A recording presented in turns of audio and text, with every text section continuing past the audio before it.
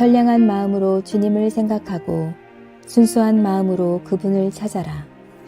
성부와 성자와 성령의 이름으로 아멘.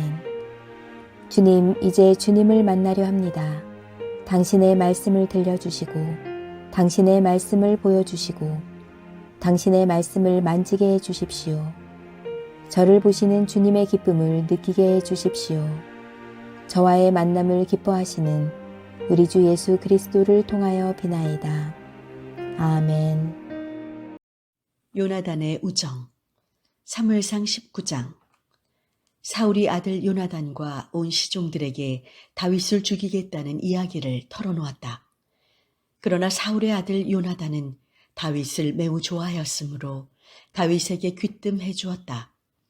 아버지가 자네를 죽이려고 하니 내일 아침은 숨어서 꼼짝 말고 몸조심하게. 자네가 숨어있는 들로 아버지를 모시고 나가 곁에서 자네 얘기를 하여 아버지의 마음을 떠보고 나서 자네에게 알려주겠네. 그리고 요나단은 아버지에게 다윗을 두둔하며 말하였다. 아버님, 아버님의 신하 다윗을 억울하게 하지 마십시오. 다윗이 아버님께 최선을 다해서 잘 해드린 것밖에 무슨 잘못이 있습니까? 그는 목숨을 걸고 블레셋 장수를 죽였습니다. 그래서 야훼께서 온 이스라엘에게 대승을 안겨주신 것을 보시고 아버님도 기뻐하시지 않으셨습니까? 그런데 어째서 다윗을 죽여 죄 없는 피를 억울하게 흘리게 하시렵니까? 사울은 요나단의 말을 듣고 야훼께서 살아계시는 한 다윗을 죽이지 않겠다 하고 맹세하였다. 요나단은 다윗을 불러 이 모든 것을 일러주고 나서 사울에게 데리고 들어가 전처럼 모시게 하였다. 전쟁이 다시 일어나자 다윗은 전장에 나가서 블레셋과 싸워 그들을 크게 무찔러 쫓아버렸다. 사울이 궁에서 창을 들고 앉아있을 때 야훼에게서 온 악령이 그에게 내렸으므로 다윗이 그 앞에서 수금을 탔다. 그때 사울이 창으로 다윗을 벽에 박으려고 했으나 다윗이 왕의 창을 피하는 바람에 창이 벽에 꽂혔다. 다윗은 도망쳐 나왔다. 그날 밤 사울은 군졸들을 다윗의 집으로 보내어 지키고 있다가 아침에 죽이라고 하였다. 다윗의 아내 미갈이 이를 눈치채고 남편에게 목숨을 건지려거든 이 밤으로 도망치셔요. 그러지 않았다간 내일은 죽게 될 것입니다. 하고 말하였다. 그리고 다윗을 창문으로 내려보내어 빠져나가게 하였다. 미갈은 집안 수호신을 가져다 침대에 누이고 염소 털로 짠 것을 그 머리에 씌운 다음 옷으로 덮어놓았다. 사울이 보낸 군졸들이 다윗을 잡으러 왔을 때 미갈은 그가 와병 중이라고 하였다. 사울은 다시 군졸들을 보내면서 다윗을 침대째 들어오너라 내가 죽여버리겠다 하였다.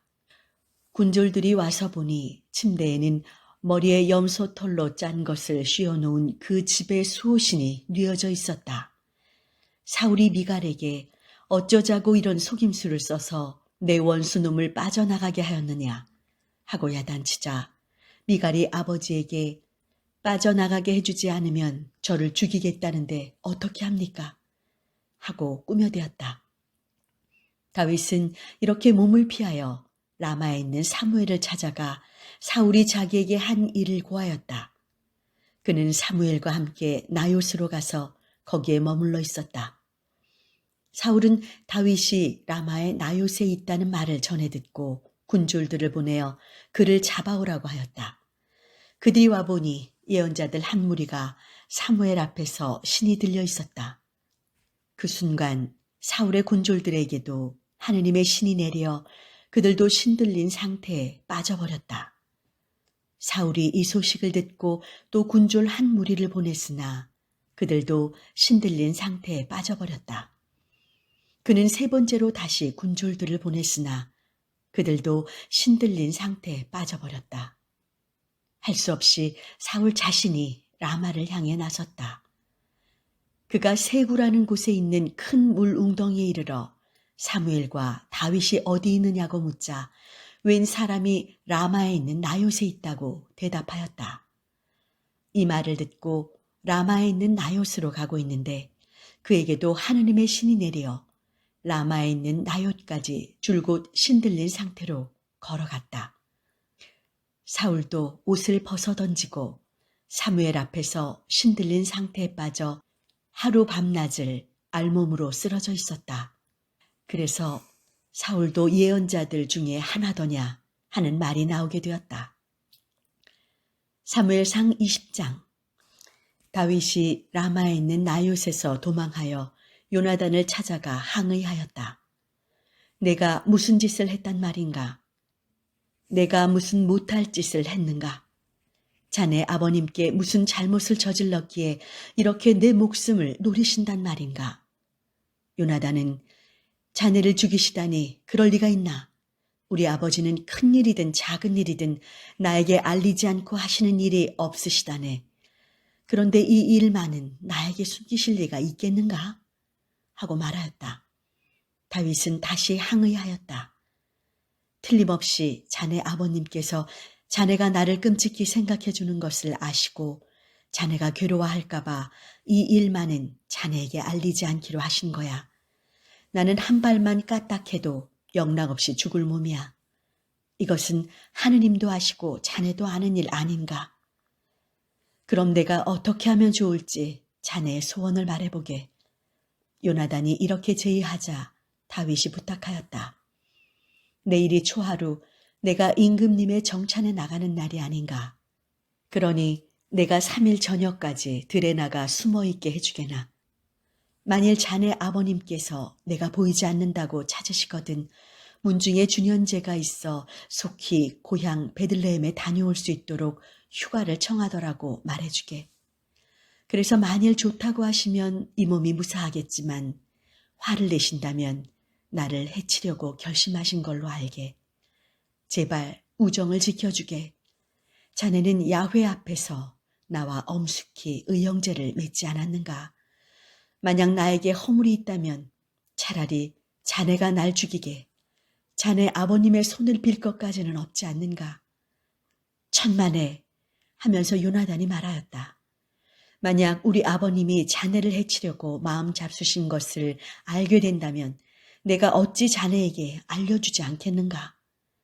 다윗이 자네 아버님께서 역정을 내실 경우 누가 그것을 알려주겠는가?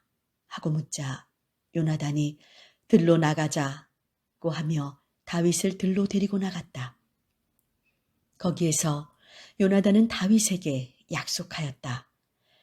나는 이스라엘의 하느님 야훼 앞에서 맹세하겠네. 내일 이맘때 다시 아버님 마음을 떠보겠는데 나에게서 별 소식이 없거든 아버님이 아직도 자네 다윗을 좋아하시는 걸로 알게.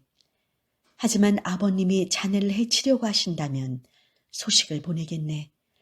만일 내가 알려주지 않아서 자네가 무사히 도망치지 못하게 된다면 야훼께서 이 요나단에게 아무리 중한 벌을 내리셔도 달게 받겠네. 야훼께서 아버님과 함께 하셨듯이 자네와도 함께 하시기를 바라네. 그 대신 내 목숨이 붙어있는 동안에 야훼 앞에서 맺은 우정을 저버리지 말아주게. 내가 죽은 다음에라도 내 집안과 의리를 끊지 말고 길이 지켜주게. 야훼께서 자네 다윗의 원수들을 땅 위에서 없애버리시는 날, 나 요나단의 이름이 다윗 가문에서 끊긴다면 야훼께서는 자네 원수의 손을 빌어 책임을 물으실 것일세. 요나단은 다윗을 자기 목숨처럼 아꼈다. 요나단은 다윗을 아끼는 마음에서 그에게 다시 맹세하였다.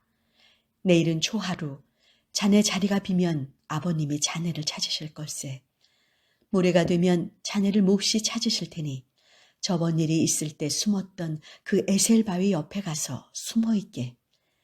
내가 관역을 맞추는 채 하고 그쪽으로 활을 3번 쏘고 시종을 시켜 화살을 집어오게 하면서 그 시종에게 화살이 이쪽에 있다.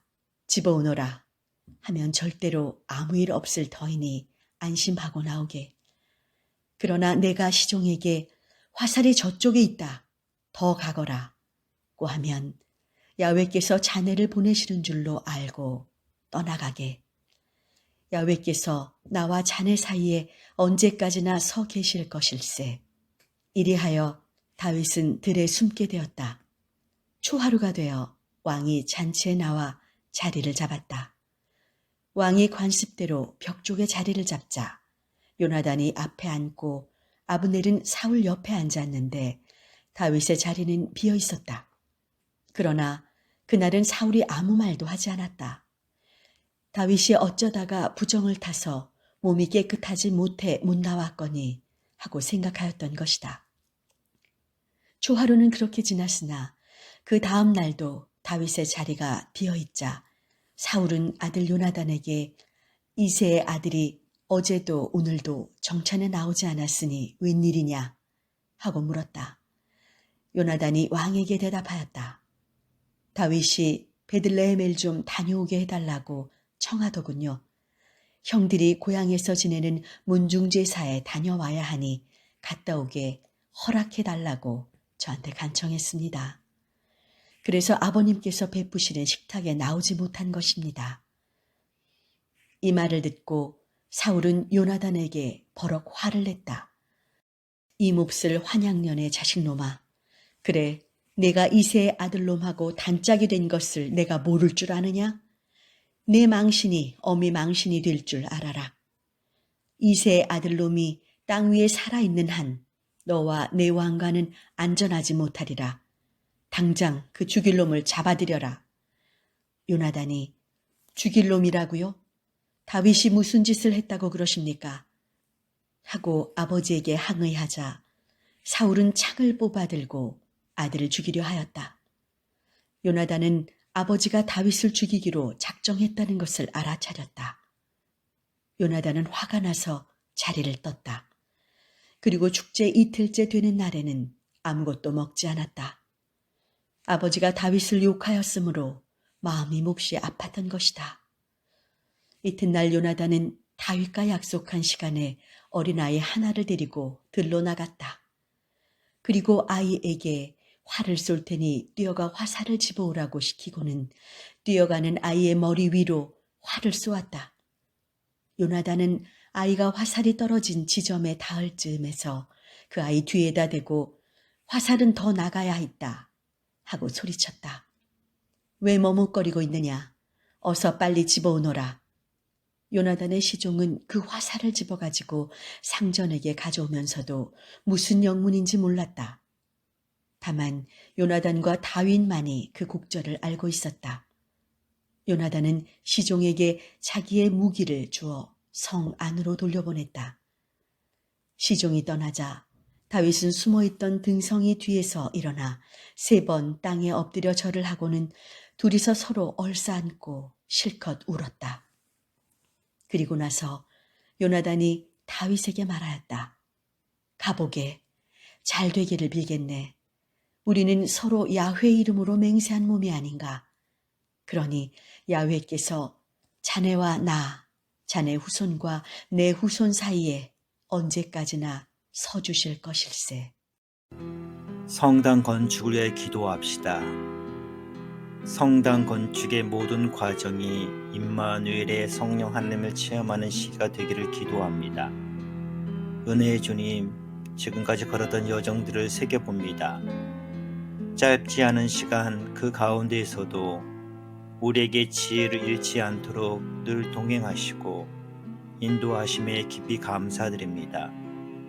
교구 건축위원회와 우리가 힘을 모아 바치는 기도와 건축의 모든 계획과 행동 안에 성령께서 인도하자이시며 주관자이심을 잊지 않게 하소서. 건축의 전 과정이 건물을 짓는 것을 넘어 하느님 나라를 만들어가는 귀한 사역임을 알게 하소서. 건축의 모든 여정 속에 뜨거운 성령의 활동과 동행하심을 체험하는 귀한 시간이 되도록 이전부터 지금 그리고 영원토록 저희 가운데 함께 하소서. 은총 가운데 항상 함께 하시는 우리 주 예수 그리스도의 이름으로 기도하나이다. 아멘.